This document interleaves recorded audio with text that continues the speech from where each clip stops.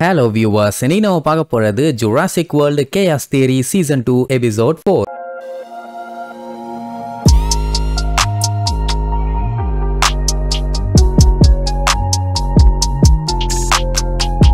Open பண்ணா ஏதோ ஒரு இடத்த காட்டுறாங்க. அங்க பாத்தீங்கன்னா டைனோசர்ஸ் எல்லாத்தையுமே அடைச்சு வச்சிருக்காங்க. அப்ப பாத்தீங்கன்னா அந்த இடத்துக்கு ஏதோ ராப்டாஸ் மாதிரி வருதுங்க. பார்த்தா ராப்டாஸ் இல்ல, அந்த DLN அப்படின்னு ஒரு குரூப் இருந்துச்சு, அதான் டைனோசர் லிபரேஷன் நவுன்னு. அந்த கிறுக்கு பாலுக தான் டைனோசர்ஸ் எல்லாத்தையுமே ரிலீஸ் பண்ணி விட்டுட்டு இருக்கானுங்க. அதுங்கெல்லாம் எவ்வளவு பெரிய கிரியேச்சருங்க. ஓபன் பண்ணி விட்டுட்டு அங்க இருந்து ஓட வேண்டியதானே. ஒரு கிறுக்கு பையன் நின்னு பேச்சுவார்த்தை நடத்திட்டு இருப்பான். நல்ல வேலை இடையில ஒருத்தி வந்து காப்பாத்திடுவான். இப்படி கஷ்டப்பட்டு டைனோசர்ஸ் எல்லாத்தையும் காப்பாத்திட்டு இருக்காங்க. இந்த அர்க்கானே இந்த லூசு பைய பேர் தான் ஏர்னஸ்ட், அந்த டைனோசர் லிபரேஷன் தலைவன். இவனை காப்பாத்தினது யார் தெரியுமா? நம்ம புரூக்லின் தான். என்ன அவங்க கிட்ட பொய்யான பேர் சொல்லிருப்பா சிட்னின்னு. இப்ப என்னன்னா இந்த கூட்டத்து கூட சேர்ந்து இவ டைனோசர்ஸ் எல்லாத்தையுமே காப்பாத்தி ரிலீஸ் பண்ணி விட்டுட்டு இருக்கா. இதுல சேர்றதுக்கு முன்னாடி எல்லாம் ரொம்ப கவலைப்பட்டு இருந்தாலாமா. இங்க சேர்ந்ததுக்கு அப்புறம் தான் ஒரு நம்பிக்கையே வந்துச்சும்பா. அந்த கிறுக்கு போயிலும் அப்படித்தான் நம்ம டைனோசர்ஸ் எல்லாத்தையும் காப்பாத்துவோம்னு சொல்லிட்டு கூத்து அடிச்சுட்டு இருப்பான். அவ அடிச்சு புடிச்சு கார்ல போய் உட்காந்துக்குவா. ஏன்னா தொணன்னு பேசிக்கிட்டே இருக்கானுங்களா, இவளால முடியல. அந்த டைம் கரெக்டா ரோனி போன் பண்ணுவா. இந்த ஏர்னஸ்டோட தொல்லை தாங்க முடியல, எத்தனை நாளைக்கு தாக்கு பிடிக்க போறேன்னே தெரியலங்கிற மாதிரி சொல்லிட்டு இருப்பான். அதாவது இங்க இப்ப இவ என்ன பண்ணிட்டு இருக்கா, ஏது பண்ணிட்டு இருக்கான்னு எல்லா விஷயத்தையுமே ஆல்ரெடி ரோனி கிட்ட சொல்லிட்டான். அவளுக்கு என்னன்னா இவ இவ்வளவு நாள் அண்டர் கவர்ல யாருக்கும் தெரியாம வாழ்ந்துட்டு இருக்கதே ஆச்சரியமா இருக்குது. ஆக்சுவலா இப்போ இவங்க இந்த டைனோசர்ஸ் எல்லாத்தையும் காப்பாத்திருக்காங்கல்ல, இது ஒரு பிரீடிங் ஃபெசிலிட்டி. கண்டிப்பா புரோக்கர் கூடவோ இல்ல அந்த DPW இருக்கானுங்களே, department of prehistoric wildlife, அவனுக்கு கூட தான் லிங்க் இருக்குதோன்னு தோணுது. இப்ப என்னன்னா இவ இந்த DLNல வந்து சேர்ந்ததே இந்த மாதிரி ரைடு போகும்போது இந்த பண்ற புரோக்கர் யாரு, இல்ல வேற ஏதாச்சும் ஏஜென்ட் இருக்காங்களா, இல்ல எந்த ஆர்கனைசேஷன் இதோட லிங்க் ஆயிருக்குன்னு கண்டுபிடிக்கிறதுக்காக மட்டும்தான். ஆனா இன்னுமே அந்த புரோக்கர் யாருன்னு இவளால கண்டுபிடிக்க முடியல. சரி, இப்ப இந்த ஏர்னஸ்டால எப்படி இவ்ளோ ரைட பண்ண முடியுது? அதுக்கு ஏகப்பட்ட காசு வேணும். அது எப்படி பாசிபிள்னு ரோனி கேப்பா. வேற ஒண்ணும் இல்ல, அந்த லூசு பயலுக்கு ட்ரஸ்ட்ல இருந்து ஃபண்ட் வருது. அதை வச்சுதான் இது எல்லாத்தையும் பண்ணிட்டு இருக்கான். அங்க பாத்தீங்கன்னா அவன் கூட்டத்துக்கு முன்னாடி நின்னுகிட்டு பயங்கரமா சொற்பொழிவா ஆத்துன்னு ஆத்துவான். இனிமேட்டு இந்த மாதிரி ஈவல் கார்பரேஷனுங்க இந்த மாதிரி இன்னசென்ட் கிரியேச்சர்ஸ் பிடிக்கணும்னா பாதாரணும், அது எல்லாத்துக்குமே காரணம் நீங்க தான் அப்படின்னு ஒன்னு அவனும் கோஷம் போட்டுட்டு இருப்பானுங்க. இவன் மேல நின்னு லூசு மாதிரி ஆடிட்டு இருப்பான்.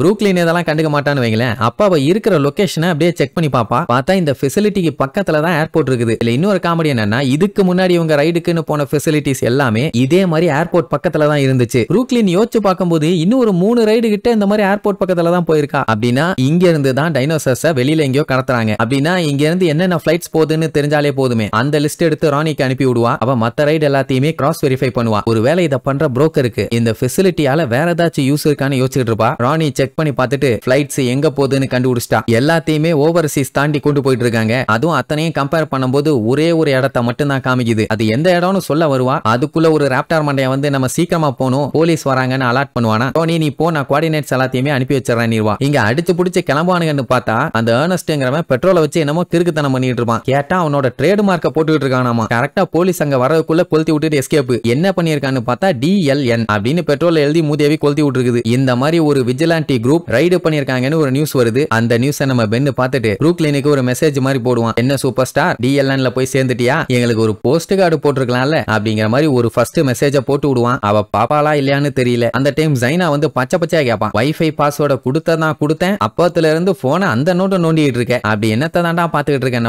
அவனும் சொல்லிடுவான். இந்த மாதிரி ஒரு குரூப்பை பத்தி நியூஸ் ரிப்போர்ட் வந்து இருக்குது. அந்த குரூப்ல என்னோட ஃப்ரெண்ட ஒருத்திய பார்த்தேன், யாருக்குமே அவ மேல டவுட் வரல அப்படின்னு அவன் அப்படியே சொல்ல வருவான். அதுக்கப்புறம் இல்ல அவளை பார்க்கலன்னுவான். ஏன்னா அவ உயிரோட இருப்பான்னு யாருமே சந்தேகப்படலையே. எல்லாம் பாத்தீங்கன்னா செத்துட்டான்னு முடிவே பண்ணிட்டாங்க. பயலுக்கு என்ன பண்றதுனே தெரியல, இங்க இருக்கிறதா இல்ல அவளை போய் தேடுறதான்னு. ஜைனா இருந்துட்டு இப்படி லூசு மாதிரி பண்ணிட்டு இருக்காத, நம்ம காலையில கிளம்ப வேண்டி இருக்குது, அதனால சீக்கிரமா டிசிஷன் எடு, இல்லன்னா எங்க அம்மா எங்க கூடவே இங்கே இருந்துரு, எல்லாம் உன்னோட சௌரியம் தான் அப்படிங்கிற மாதிரி சொல்லிட்டு போயிருவா. பாவம் பெண்ணு சொல்லவும் முடியாம மெல்லவும் முடியாம படாத பாடுபட்டு இருக்கான். இப்ப என்னன்னா இவங்க அந்த அப்ரிவருக்கு போகணும். போறப்போ பசிக்கும், அங்கன்னு சாப்பாட்டுக்கு சிங்கி அடிக்க கூடாதுல்ல, அதனால சாப்பிடறதுக்கு தேவையான ஐட்டம் எல்லாத்தையுமே பேக் பண்ணுவாங்க. எவ்வளவு தேவைப்படும்னு தெரிஞ்சா பரவாயில்ல, இல்லன்னா போறப்போ பஞ்சாயத்து ஆகும்ல, என்ன பண்றதுங்கிற மாதிரி சாமி கேட்பான். ஜெய்னாக்கு ஆல்ரெடி தெரியும் இவங்க எப்படியும் ஸ்லோவா தான் போவாங்கன்னு. ஏன்னா போற வழியில ஏதாச்சும் டைனோசர் சைன் இருக்கான்னு செக் பண்ணி பார்த்துக்கிட்டே போவாங்க. அது எங்க இருந்து வந்திருக்கு எங்க போயிருக்குன்னு. அப்படி போனா ஒரு 2 நாள் ஆகும். அது மட்டும் இல்லாம போற வழியில ஸ்டாப் பண்ணி போறதுக்கும் இடங்கள் இருக்குது. அதுக்கு இந்த ஃபுட் தான் கரெக்டா இருக்குங்கிற மாதிரி சொல்லுவான். அந்த டைம் கெஞ்சியும் யாஸ்மினாவும் அங்க வருவாங்களா. கெஞ்சி ஜெய்னாவை பார்த்து அடுத்து என்ன பண்ணணும்னு சொல்லுங்க கேப்டனும்பா. அவளுக்கு ஷாக்காவும் என்னைய கேப்டன் சொல்றீங்களான்னு. வேற ஒண்ணும் இல்ல, அவங்க அம்மா இருந்துட்டு ஜெய்னாக்கு தான் எல்லாமே தெரியும், அதாவது ரிவர்ல டிராவல் பண்ணி போற போறதுக்கு என்னென்னலாம் தேவைப்படும், எப்படி போகணும்னு. அதனால தான் நீ எங்களுக்கு லீடரா இருந்து கொண்டு போகணும்னு அவளுக்கு சந்தோஷம்.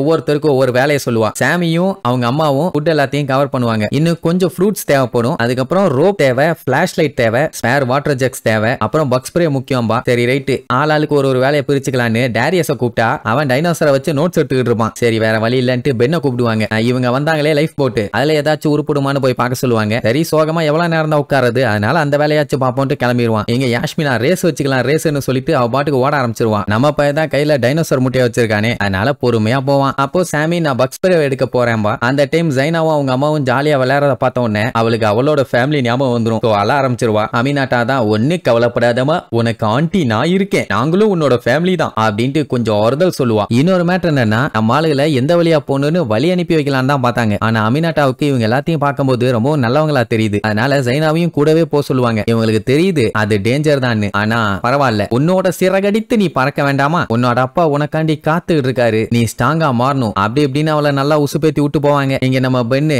லைஃப் போட்டுக்கு வந்து தேவையான பாட்டில்ஸ் அது இதுன்னு அள்ளிட்டு கிடப்பான். அந்த டைம் பாட்டில் கீழே வந்துருமா, அந்த பாட்டிலை எடுக்கும் போது கீழே ஏதோ மின்னிட்டு இருக்கத பார்ப்பான். பார்த்தா அது வேற ஒண்ணும் இல்ல, ட்ராக்கிங் சிப். அவனுக்கு தூக்கி வாரி போடும். அப்படியே கட் பண்ணா அந்த டிஎல்என் அடுத்த ஃபெசிலிட்டிக்கு வந்துட்டானுங்க ரைடு பண்றதுக்காக. அங்க அவனுங்க வேலையை பார்த்துக்கிட்டு இருப்பானுங்க. இங்க ப்ரூக்லின் ரோனி கிட்ட பேசிட்டு இருப்பான். ரோனி என்ன சொல்லுவான்னா, அந்த ஏர்னஸ்ட் இருக்கான்ல, அவனை எப்படியாச்சும் கன்வின்ஸ் பண்ணி இந்த டைனோசர்ஸ் எல்லாத்தையுமே அனுப்பி வச்சிட்டு இருக்காங்கல்ல, அந்த இடத்துக்கு வர வச்சு இதை யாரு பண்றா, என்ன பண்றா, எதுக்கு பண்றா அப்படின்னு கண்டுபிடிக்கலாமே அப்படிங்கிற மாதிரி ஐடியா கொடுப்பாங்க. பட் ஆனா நம்ம ப்ரூக்லினுக்கு அது செட் ஆகிற மாதிரி தெரியல. ஏன்னா டைனோசர்ஸ் எல்லாமே இங்கதான் இருக்குது யுனைடெட் ஸ்டேட்ஸ்ல. எதுக்கு தேவையில்லாம அவங்க வேற நாட்டுக்கு கிளம்பி வரணும், அவங்களுக்கு முக்கியம் டைனோசர் தான். சோ வர்றதுக்கு வாய்ப்பு கம்மி தான். சரி புரோக்கருக்கு முதல்ல அங்க என்ன வேலை அப்படிங்கிற மாதிரி யோசிச்சுட்டு இருக்கும்போது அந்த ஏர்னஸ்ட் கான்டாக்ட் பண்ணி, இன்னும் 10 மினிட்ஸ்ல நான் சிக்னல் கொடுப்பேன், எல்லாம் தயாரா இருங்கம்பானா. என் வாழ்க்கை பூரா இதுக்கு தான் வெயிட் பண்ணிட்டு இருக்கேன், சீக்கிரமா சொல்லி தொலைடா பண்ணி பயிலம்பா. சரி அப்புறமா பேசுறேன்ட்டு போன் வைக்கும் போது திடீர்னு வாக்கி டாக்கில அங்க ஏதோ கலவரம் மாதிரி தெரியும். வேற ஒண்ணும் இல்ல, அங்க ஆளுங்க இருந்திருக்காங்க. ஆக்சுவலா எப்பவுமே இவங்க டைனோசர்ஸ் ரிலீஸ் பண்ணும்போது அந்த சுத்து வட்டாரத்திலையும் சரி அந்த இடத்துலயும் சரி வேலை பாக்குறவங்களோ இல்ல மக்களோ இருக்காங்கன்னு தெரிஞ்சா அவங்க எல்லாத்தையும் கிளியர் பண்ணிட்டு தான் டைனோசர்ஸ் ஓபன் பண்ணி விடுவாங்க. அப்படி இருக்கும்போது என்ன பண்ணிட்டு இருக்கீங்க, ஏதாச்சும் பிரச்சனையான்னு கேட்டு பாப்பா. எந்த ஒரு ரெஸ்பான்ஸும் இல்ல. அதுக்கப்புறம் அடிச்சு புடிச்சு போய் பார்த்தா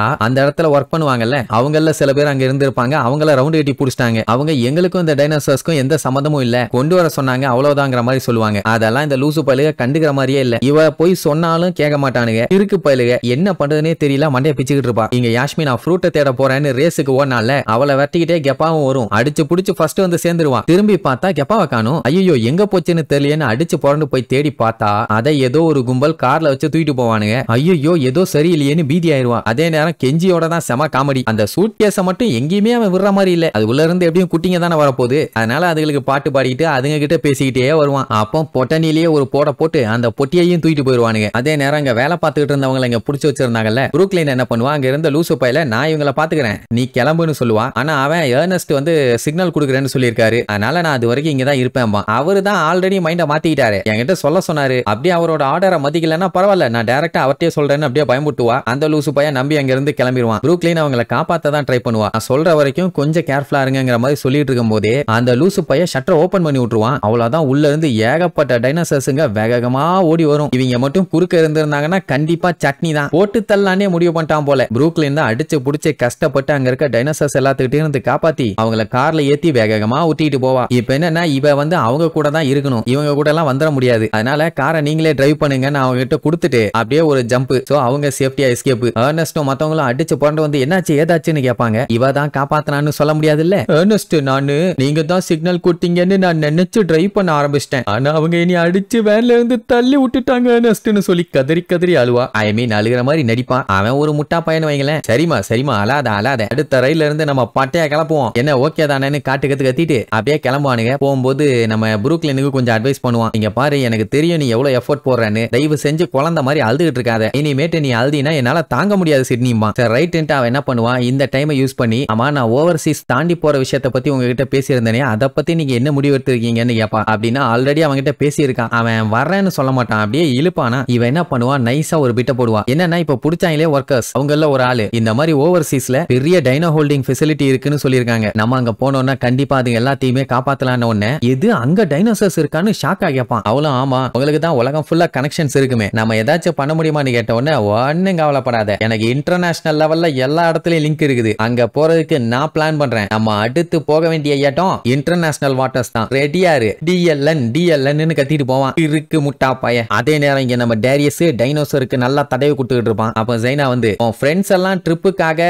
ஏதாச்சும் யூஸ்ஃபுல்லா உருப்புற மாதிரி வேலையை பார்த்துக்கிட்டு இருக்காங்க. ஆனா நீ மட்டும் ஏன் இங்க டைனோசர் சாணி எழுதிட்டு இருக்கே அப்படிங்கிற மாதிரி கொஞ்சம் தெனாவட்டா கேப்பா. அட இதுவுமே யூஸ்ஃபுல்லான விஷயம் தாமா. நீ டைனோசரோட மூஞ்ச நேருக்கு நேர கண்ணோட கண்ணா வச்சு பாத்தீங்கன்னா ஆங்கிரி ஃபேஸ் மாதிரியும் சிரிக்கிற மாதிரியும் ஒவ்வொன்னும் ஒவ்வொரு விதமா இருக்கும்பா. நான் அந்த அளவுக்கு எல்லாம் டைனோசர்ஸை பார்த்தது இல்லாம்பா. சரி ரைட் பழத்தை கொடுத்துட்டு கிளம்பிடுவா. இங்க இவன் அந்த பழத்தை டைனோசருக்கு கொடுத்து ஜாலியா விளையாண்டுகிட்டு இருப்பான். அந்த டைம் பென்னு அடிச்சு புரண்டு வந்து அண்ணே அண்ணே அண்ணனே விஷயம் தெரியுமா விஷயம் தெரியுமான்னு கேட்டுட்டு இருக்கும் போதே அங்க கத்துற சவுண்டு. சொல்லாம எப்படா தெரியும்னு அடிச்சு புரண்டு அங்க போய் என்னாச்சு ஏதாச்சுன்னு கேட்டா இந்த மாதிரி கெப்பாவை காணும். என்ன ஏதுன்னு தேடி போனா யாரோ அதை அள்ளி போட்டு தூக்கிட்டு போயிட்டாங்க. நான் புடிய ட்ரை பண்ண முடியல. என்ன ஜெயினா ரொம்ப ஃபீல் பண்ணுவா. அதுக்கப்புறம் கெஞ்சி அண்ணே அண்ணேன்னு கத்திட்டு வருவான். நீ ஏன்டா கத்திட்டு வர, உனக்கு என்ன பஞ்சாயத்துன்னு கேட்டா முட்டையை திருடிட்டாங்க அப்படின்னு புலம்பி தள்ளுவான். அப்பதான் பென்னு குறுக்கால வந்து இருக்கு பயலுகளா நம்மள ட்ராக் பண்ணிருக்காங்க, நம்ம லைஃப் போட்ல இந்த டிராக்கர் இருந்துச்சுன்னு காட்டுவான். அப்படின்னா இதுக்கப்புறம் இனிமேட்டு இவங்க இங்க இருந்து அவங்க கண்டுபிடிச்சு வந்து வாயிலே குத்துற வரைக்கும் வெயிட் பண்ணிட்டு இருக்க முடியாது. சட்டு புட்டுன்னு அப்ரிவருக்கு போய் கெப்பாவையும் முட்டைகளையும் காப்பாத்தி ஆகணும். சோ சீக்கிரமா எல்லாத்தையுமே அள்ளுங்க, சட்டு புட்டுன்னு கிளம்பலாமா. முன்னாடியாச்சும் ஜெயினா வேண்டானா இருந்திருக்கலாம். ஆனா இப்ப கெப்பாவை தூக்கிட்டு போயிட்டாங்க, வேற வழியே இல்ல, அவ போயே தான் ஆகணும். அவங்க அம்மாவும் நல்லபடியா போயிட்டு வாம்பாங்களா. சரி ரைட் அத்தனை பேரும் வெறி கொண்டு கிளம்புறதுக்காக முடிவு பண்ணிட்டாங்க. அப்படியே கட் பண்ணி நம்ம புரூக்லினை காட்டுறாங்க. இப்ப என்னன்னா அவங்க ட்ரிப்புக்காண்டி ரெடி ஆயாச்சு. அவன் நீ என்னை பிக்கப் பண்றதுக்கு வா,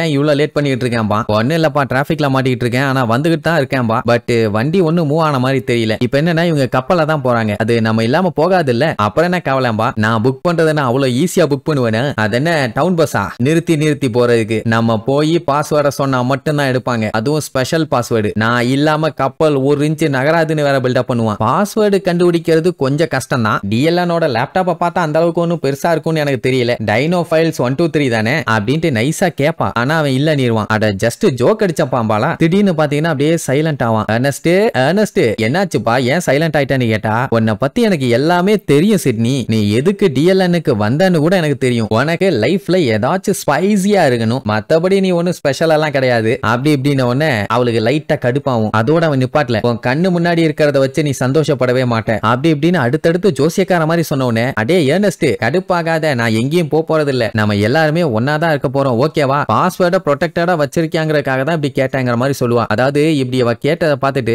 ஏதாச்சும் சொல்லி இங்க இருந்து அவ மட்டும் எஸ்கேப் ஆயிருவாளோன்ட்டு அவன் அந்த மாதிரி பேசுவான். அது மட்டும் இல்லாம ஒன்னும் பஞ்சாயத்து இல்ல, பாஸ்வேர்ட் எல்லாம் செக்யூரா தான் இருக்குது, நான் கடைசியா போன ரைடோட கோஆர்டினேட்ஸ் தான் கொடுத்துருக்கேன் அப்படின்ட்டு அடுத்த வார்த்தை அவன் பேச எடுப்பான். உடனே போனை கட் பண்ணிடுவான். அதான் உளறிட்டானே. அவன் என்ன பண்ணுவா, நேர ஷிப்ல ஏறினோடனே அங்க இருக்க ஆளு என்னமா தப்பா இங்க வந்து ஏறிட்டியா, க்ரூஸ் ஷிப் எல்லாமே அந்த பக்கம் இருக்குது போ எப்ப பார்த்தாலும் ஆளுகளை மாத்தி அனுப்புறதே அவனுக்கு வேலையா போச்சுமா. அவ 37.75 -101.83 கோஆர்டினேட்ஸ் சொன்ன உடனே ஆமா என்ன நீ மட்டும் வந்திருக்க, மத்தவங்க எல்லாம் எங்கன்னு கேட்பான். சோ அப்போ இதுதான் பாஸ்வேர்டு. சரி மத்தவங்க எல்லாம் எங்கன்னு கேட்பான். அதெல்லாம் பிளான் சேஞ்ச் ஆயிருச்சு, நான் மட்டும் தான் வரேன் பாலா. சரி துபாய்க்கு இன்னும் ரொம்ப தூரம் போகணும், எல்லாத்துக்கும் தயாரா இருப்பான். சோ இப்போ துபாய்க்கு போறாங்க. நீங்க துபாய்க்கு போயிருக்கீங்களா, போயிருந்தா கீழே கமெண்ட் பண்ணுங்க. சரி ரைட். இப்ப அவ பாட்டுக்கு டெக்ல ஏறும்போது அந்த லூசு பைய கால் பண்ணுவான். பண்ணாட பைய வாய மூடிட்டு இல்லாம அவளை கடுப்பேத்தி விட்டுட்டான். இனி இவன் தேவையில்லை, நானே அங்க போய் என்ன ஏதுன்னு பாத்துக்கிறேன்னு போனை கட் பண்ணி தண்ணியில வீசிட்டு கிளம்பிடுவா. இனி இதுக்கப்புறம் அந்த புரோக்கர் யாரு என்னன்னு கண்டுபிடிச்சாங்களா, அங்க நம்மளுக்கு அப்ரிவருக்கு போற வழியில என்னென்னலாம் ஆபத்துகளை சந்திக்கிறாங்கன்னு அடுத்தடுத்த எபிசோட்ல பார்க்கலாம். டாடா.